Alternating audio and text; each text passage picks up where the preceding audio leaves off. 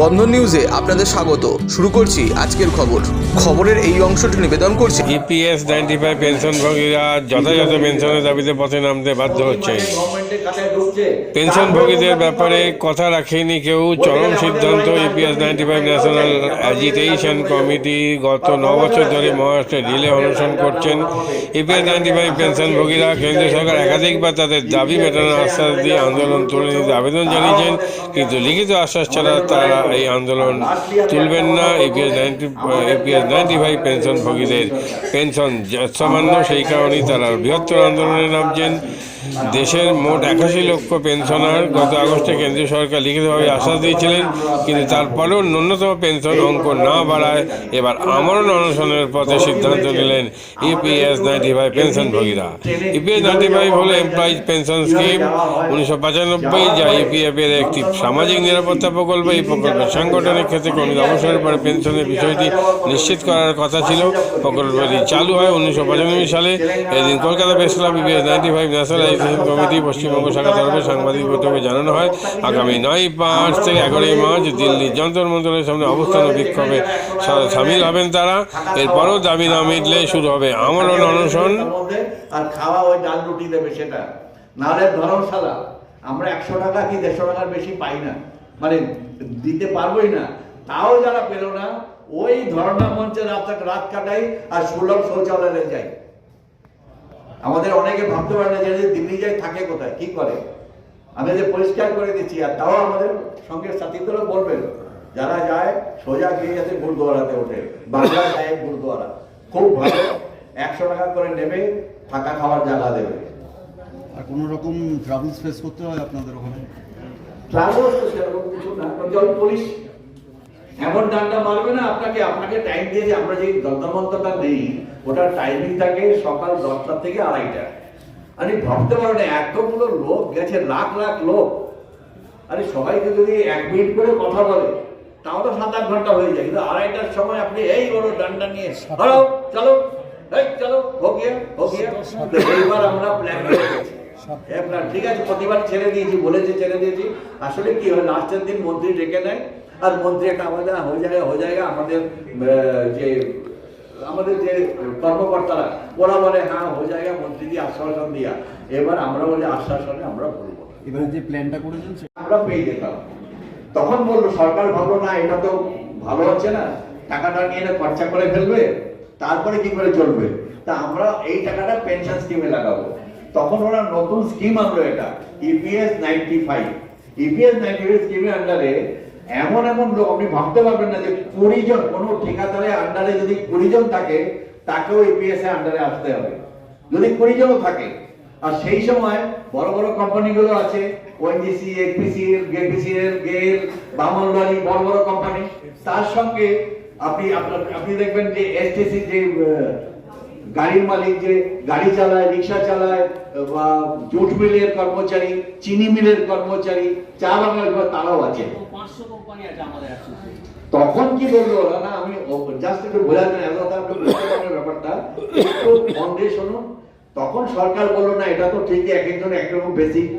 কেউ হয়তো 10,000, তখন 10,000 বিরাট ব্যাপার, কারো 10,000, কারো 20,000, কারো 50,000 বেশি ছিল। আমাদের সঙ্গে জিএমরাও আছে, তারাও এই পেনশন পায়, কিন্তু তারা লজ্জায় আসতে চাইছে না।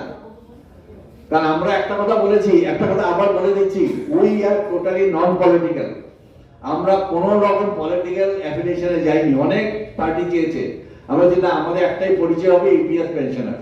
যে যেখানে ভোট দাও কোনো ব্যাপার না, বাট এইবার আমরা ডিসিশন কোথায় দেব। তো তখন কি বললো সরকার, যে ভাই ঠিক আছে, এক একজন একরকম বেসিক, আমরা একটা ক্যাপিং করছি। 95 এর কথা বলছি, 5,000 টাকার ক্যাপিং করলো। বলছে 5,000 টাকার 8.33%, 8.33% তোমরা দেবে, কন্ট্রিবিউট করবে। তো 5,000 8.33% হলে 417 টাকা। আর আমরা যেটা দেবো 417, আমার এমপ্লয়ারও ঠিক তত দেবে 417, সেটা জমা হবে, তুমি পেনশন পাবে। আর তখন সরকার কিছু দিচ্ছে না, কিন্তু আমি দিচ্ছি আর আমার এমপ্লয়ার দিচ্ছে। তারপরে 2002-তে, 95 থেকে শুরু করে 2002-তে এসে বললো, তখন আমরা চাকরি, তারপরে শুভেন্দু অধিকারী ছিল, নানান রকম লোক ছিল। বললাম যে ভাই আপনারা করুন, এটা তো আপনাদের হাতে। আমাদের যে কাজটা এটা মোদী সরকারের হাতে আছে, এটা স্টেট গভর্নমেন্টের হাতে নেই। তো মোদী সরকার আমাদেরকে বঞ্চনা করে চলেছে আজকে প্রায় 30 বছর ধরে। এই একটা পেনশন স্কিম বানিয়ে রেখেছে যে ইপিএস পেনশন স্কিম, না আমরা স্টেট গভর্নমেন্টের না আমরা সেন্ট্রাল গভর্নমেন্টের। সুতরাং আমাদেরকে বলছে 2014-তে বলে দিয়েছে যে চলো মিনিমাম পেনশন 1000 করে দিচ্ছি। আপনারা কল্পনা করতে পারবেন না, 80 লক্ষ পেনশনার্স আছে অল ওভার ইন্ডিয়াতে, তার মধ্যে 36 লক্ষ 1000 টাকার নিচে পায়। কারণ কি? কারণ কোম্পানিগুলি বন্ধ হয়ে গেছে। আমাদের সঙ্গে পেপার মিল আছে, সুগার মিল আছে, চায় বাগানের শ্রমিক আছে, সরস্বতী প্রেস আছে, এসি নিয়েলসন আছে, নানান কোম্পানি, হাজার হাজার কোম্পানির লোক আমাদের সঙ্গে আছে। আপনারা দেখবেন ওয়েস্ট পশ্চিমবঙ্গেই যখন আমরা মিটিং করি তখনই খুব কম লোক হয়, কিন্তু আমরা যখন তেলেঙ্গানা, তামিলনাড়ু, কর্ণাটকা, ইউপি, রাজস্থান, মহারাষ্ট্রে যখন হয় হাজার হাজার লোক হয়। এবার আমরা দিল্লি যাচ্ছি, আমরা আলটিমেটাম দিয়ে দিয়েছি। আমাদের ডিমান্ড খুব ছোট্ট ডিমান্ড যে ইপিএস 95 এর আন্ডারে মিনিমাম পেনশন 7500 সঙ্গে দিয়ে দিতে হবে, আর মেডিকেল ফ্যাসিলিটি দিতে হবে। আমাদের কোনো মেডিকেল ফ্যাসিলিটিও নেই। আপনারা ভাবুন যে আয়ুষ্মান আর আমি সেই স্বাস্থ্যসাথীর কথা বলছি না, ইএসআই হসপিটালের থ্রুতে আমাদের মেডিকেল ফ্যাসিলিটি কেন নেই? সেন্ট্রাল গভর্নমেন্টে আছে, স্টেট গভর্নমেন্টে আছে, আমাদেরও থাকা উচিত। তো আমাদের ডিমান্ড খুব কম ডিমান্ড, 7500 সঙ্গে দিয়ে আর মেডিকেল ফ্যাসিলিটি দিতে হবে স্বামী স্ত্রীকে। যদি না দাও এবার, কারণ প্রত্যেকবারই এরকম হয়, বলছি দিচ্ছি দেবো দিই, আমাদের কাছে এত লেটার আছে, এমপিদের আছে, इवन मिनिस्टर लिखे दिल कि आप लोगों का काम हो रहा है, बहुत जल्दी हो जाएगा, 140 में काम हो रहा है। अरे कब तक काम होगा? हमारे लोग डेली मारा যাচ্ছে। আমরা এবার দিল্লি যাচ্ছি মার্চে 9, 10, 11। যদি 9, 10, 11 মধ্যে ওরা না দেয় তাহলে 11 তারিখ আমরা আর ফিরছি না। আপনারাও দেখবেন টিভিতে, হয় পুলিশের ডান্ডা খেয়ে ওখানে মরে যাচ্ছি, আর নয়তো সিধা অভিযান হবে, পার্লামেন্ট অভিযান। তখন পার্লামেন্ট চলছে, কারণ প্রত্যেকটা এমপি কে আমরা ইনভাইট করে রেখেছি যে 9 তারিখ থেকে তোমাদের পার্লামেন্ট হবে, 9 তারিখ থেকে আমাদেরও পার্লামেন্ট হয়ে যন্তর মন্তরে, তোমরা যদি পারো আমাদের এখানে। আমাদের এমপিরা, আমি এমপিদের সোজা বলছি যে ইউ আর আওয়ার রিপ্রেজেন্টেটিভ, আমাদের কথা কেন বলছো না? আজকে ভাবতে পারবেন, আজকে 0 আওয়ার্সে পার্লামেন্টে অল ওভার ইন্ডিয়া লেভেলে এমপিরা কথা বলছে। আমাদের এখানে 42 জন এমপি আছে, আজ পর্যন্ত ইপিএস পেনশনের কথা শুনলাম না, কারো মুখে শুনলাম না ওয়েস্ট বেঙ্গলের। তো যাই হোক, এইবার আমাদের যে দাবি, এটা মোদী সরকার মোদী নিজে আমাদেরকে বলেছে आप लोगों का काम हो जाएगा। 2019 আর 2022 হেমা মালিনী জি যে মথুরার যে এমপি, উনি আমাদেরকে নিয়ে গেছিলেন মোদীজির কাছে। মোদীজি শুনেছে, আরে आप लोगों का काम तो होना चाहिए साहब, कब तक होगा? উনি নিজে ডক্টর জিতেন্দ্র সিং আছে, ওনার সেক্রেটারি নির্মলা সীতারামনকে পাশ নিয়ে যাও। আরে ওরা কি বলছে? একটাই কথা বলছে, আমাদের কাছে পয়সা নেই। আপনারা ভাবতে পারেন প্রায় 9 লাখ কোটি টাকা আনক্লেম আছে, কারণ আমি মরে গেলে আমার মিসেস হাফ পাবে, কেউ জানে না এরকম, সেগুলো ক্লেম করেনি। আর এরপরে প্রচুর লোক আছে যারা মানে অর্ধেক পয়সা দেওয়ার পরে তখন হচ্ছে পেনশন বন্ধ হয়ে গেছে। কেন বন্ধ হয়ে গেছে? আরে তোমার কোম্পানি বলতে, আরে আমার তো পয়সা তোমার কাছে আছে। প্রতি বছর আজকে যে এক্সিস্টিং, আপনাদের প্রথম আমাদের 95 থেকে, ভাবুন আমি নিজে 75-এ জয়েন করেছি অফিস, এরকম অনেক লোক আছে 80-তে জয়েন করেছে, 72-তে, 74-এ জয়েন করেছে। সেই পয়সাগুলো সব একটা করে বলো 95-এ এসে বললো না আমাদের স্কিমে আসো। ভাবতে পারেন কতখানি একবারে আমাদের মতো ফান্ড কোনো ব্যাংকে নেই, না এসবিআইতে, না আইসিআইসিআইতে, না এইচডিএফসিতে। এত বড় একটা ফান্ড নিয়ে ওরা চিনিমিনি খেলছে। ওরা আমাদের ফান্ড নিয়ে, ইপিএস পেনশনারদের ফান্ড নিয়ে ভাতা দিয়ে যাচ্ছে। তারা দিয়ে যাক, কিন্তু আমাদের হকের লড়াই, আমরা কিন্তু এখনো বলছি আমরা ভিক্ষা চাইছি না, এটা দিস ইজ আওয়ার রাইট। আমরা আমাদের রাইট চাইছি, সেটা কবে পাবো? আর এদিকে আমাদের লোক বলছে হো জায়গা। আচ্ছা হো জায়গা কতদিন বলুন তো? 1 বছর, 2 বছর, 3 বছর? আরে আমাদের লোক মারা যাচ্ছে, এগুলো দেখছে না। তাই আপনাদেরকে বলছি, বারবার এই কথা রিকোয়েস্ট করছি যে আমাদের যে আওয়াজটা ওই অবধি আপনারা পৌঁছান। এইবার দিল্লিতে আমরা যারা যাব, যারা রিজার্ভেশন হয়েছে ভালো কথা, যাদের স্লিপার ক্লাস হয়েছে ভালো কথা, যাদের হয়নি তারাও কিছু আছে ওয়েটিং লিস্টে, যাদের হয়তো আনরিজার্ভ কম্পার্টমেন্টে যাবে, ট্রেনে জায়গা হোক কি না হোক, জেনারেল বগিতে যেত। এই রেল কোম্পানি অব্দি সেন্ট্রাল গভর্নমেন্ট আমাদের সঙ্গে এইসব শুরু করেছে আচানক, যে সিনিয়র সিটিজেনের কোটা বন্ধ করে দিয়েছে যাতে না। কম খরচে বিশ্বমানের আধুনিক চিকিৎসা হুগলির মিডল্যান্ড নার্সিংহোমে। বাংলার বিশিষ্ট চিকিৎসকরা এই নার্সিংহোমে রোগীদের চিকিৎসা করেন। জটিল রোগের চিকিৎসার জন্য রোগীদের আর দক্ষিণ ভারত যাওয়ার দরকার নেই। হুগলির মিডল্যান্ড নার্সিংহোমে পাওয়া যাবে বিশ্বমানের আধুনিক চিকিৎসা পরিষেবা।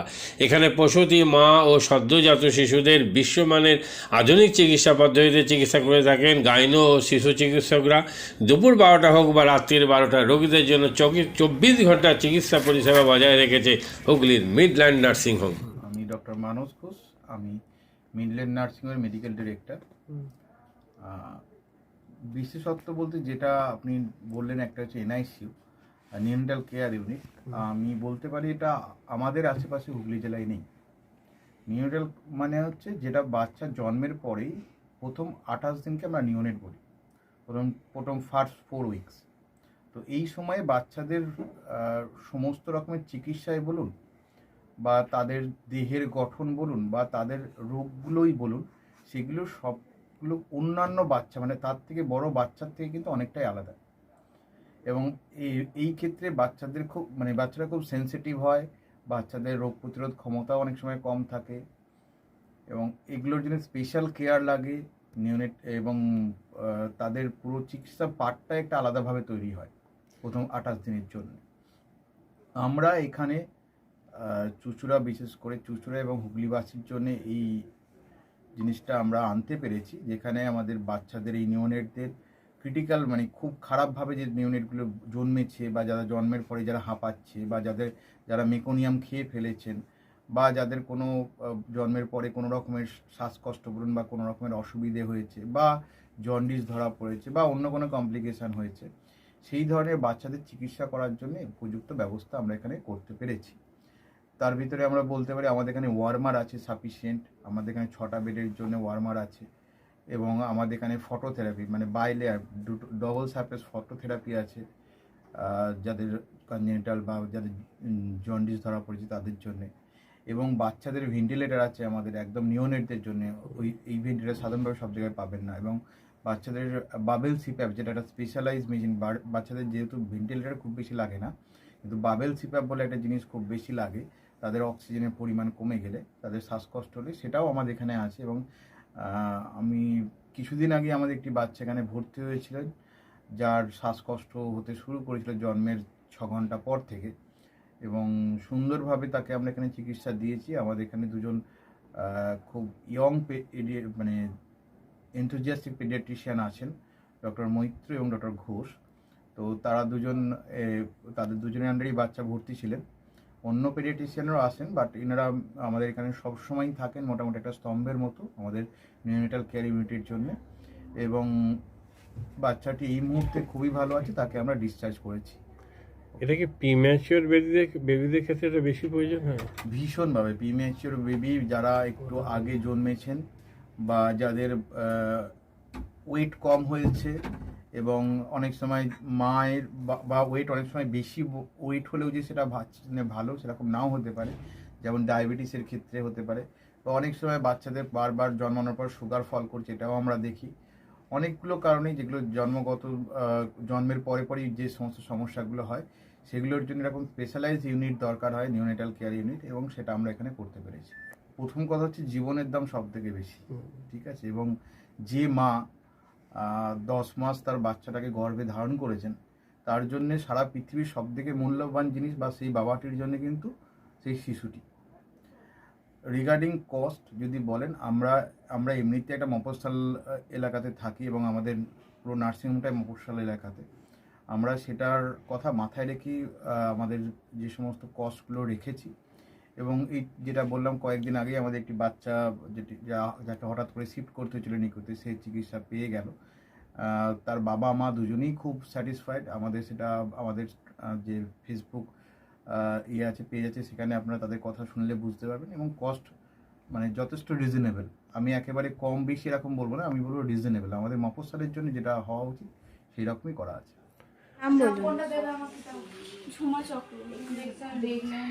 আপনার কি বাচ্চা আছে? যে ছেলে হয়েছে। কতদিন অ্যাডমিট ছিলেন এখানে? 4 দিন, আজকে নিয়ে 5 দিন ডিসচার্জ নিয়ে 5 দিন কোন ডাক্তারের অ্যাডমিট মানে আন্ডারে হচ্ছে? কৌশিক ব্যানার্জি। আর বাচ্চাকে কে দেখছিল? শুভদীপ মিত্র, ডক্টর শুভদীপ মিত্র। বাচ্চার কি হয়েছিল? শ্বাসকষ্ট ছিল, আর স্যাচুয়েশন পাচ্ছিল না, তার ফটোথেরাপি দিতে হলো। এটার জন্য শ্বাসকষ্টের জন্য কি করতে হয়েছিল? ভেন্টিলেশন দিতে হয়েছিল। প্রথম সকাল থেকে তো এমনি নর্মাল অক্সিজেন চলছিল, রাতের দিক থেকে আবার ভেন্টিলেশন দিতে হয়েছিল। এখন কেমন আছে বাচ্চা? এখন ভালো আছে, একদম সুস্থ। একদম। মা কেমন আছে? মা ভালো আছে। আচ্ছা, আজ বাড়ি যাচ্ছেন তো? হ্যাঁ। Thank you. হুগলির কোদালিয়ায় জাতীয় যুব কম্পিউটার সাক্ষরতা মিশন স্কুল পড়ুয়াদের পাশাপাশি তরুণ প্রজন্মের কাজে স্বনির্ভর হওয়ার জন্য বিশ্বমানের কম্পিউটার প্রশিক্ষণ কেন্দ্র। এখানে ক্লাস 3 থেকে ইঞ্জিনিয়ারিংয়ের কম্পিউটার কোর্স পর্যন্ত প্রশিক্ষণ দেওয়া হয়। এই হুগলির কোদালিয়া জাতীয় যুব কম্পিউটার সাক্ষরতা মিশন প্রশিক্ষণ কেন্দ্র থেকে কম্পিউটারে প্রশিক্ষণ নিয়ে দেশে বিদেশে অনেক ছাত্রছাত্রী আজ প্রতিষ্ঠিত।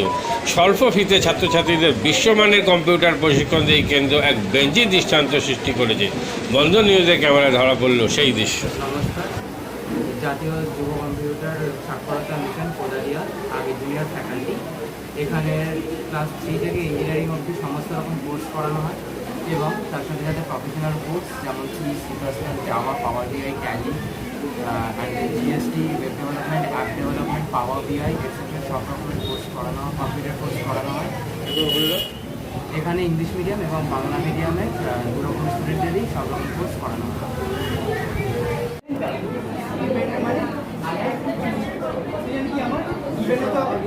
সেকেন্ড কি আমার ট্যালেন্ট গ্রুপ, রাইট?